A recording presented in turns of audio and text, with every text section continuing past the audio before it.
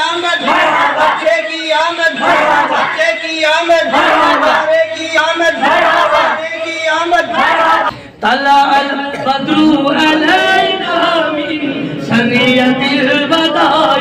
وجب الشكر علينا مدى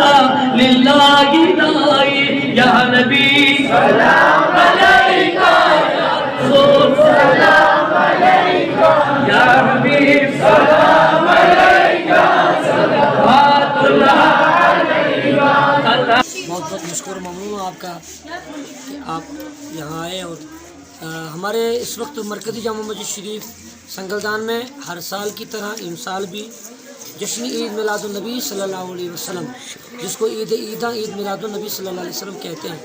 اس کے تعلق سے خود اللہ تبارک و تعالیٰ فرماتا ہے کہ لولا کلمہ اظہر تو رب ہوئی، اگر اس محبوب کو میں پیدا نہ کرتا تو میں دنیا کی کسی چیز کو کیا میں اپنی ربوبیت کو بھی ظاہر نہ کرتا۔ آپ ہم دیکھ رہے ہیں ہمارے ساتھ یہاں پر علماء کرام کا اتنا بڑا جمع کثیر قافلہ ہے، ہمارے ادارے، ہمارے ہر دور و نزدیک کے جوان بچے بزرگ یہاں آتے ہیں ہر سال کی طرح، تو ہمارے یہ تو خوشی کی بات ہے کیونکہ اس کا معنی ہی جشن عید میلاد النبی، عید میلاد کا معنی ہی مولود کا ہے کہ سرکار مدینہ صلی اللہ علیہ وسلم کی آمد کا دن ہے۔ تو بہت سارے احباب یا بہت سارے علماء یا بہت سارے لوگ کہتے ہیں نہیں جی اس دن کی جوازیت یہ کیوں مناتے ہیں، تو ہم اس کا جواب تو اختصاراً ہے کہ ہم سرکار مدینہ کی آنے کی خوشی میں میلاد کرتے ہیں، تو اسی دن سرکار مدینہ سے ہم گئے تو غم کیوں نہیں کرتے، تو غم ان کا کیا جاتا ہے کہ جو دنیا سے مر جاتے ہیں، تو ہمارے مدینہ آقا دو جہاں صلی اللہ علیہ وسلم تو زندہ ہے، تو میلاد انہی کا کیا جاتا ہے جو زندہ ہے۔ بہرحال وہ ایک جگہ سے دوسری جگہ منتقل ہو جاتے ہیں، تھوڑا جیسے سورج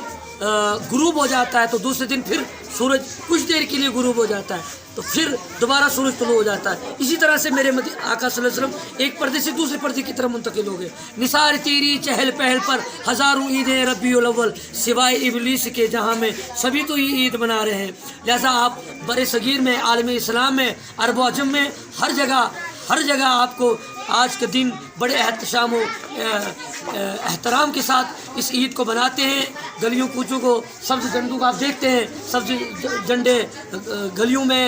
شہروں میں سجاتے ہیں اور یہی ہر ایک کی صدا پہ ہوتی سرکار کی آمد مرحبا، دلدار کی آمد مرحبا۔ ایسا آپ میرے آقا صلی اللہ علیہ وسلم کو جس گوشے سے بھی دیکھیں گے میرے آقا صلی اللہ علیہ وسلم کے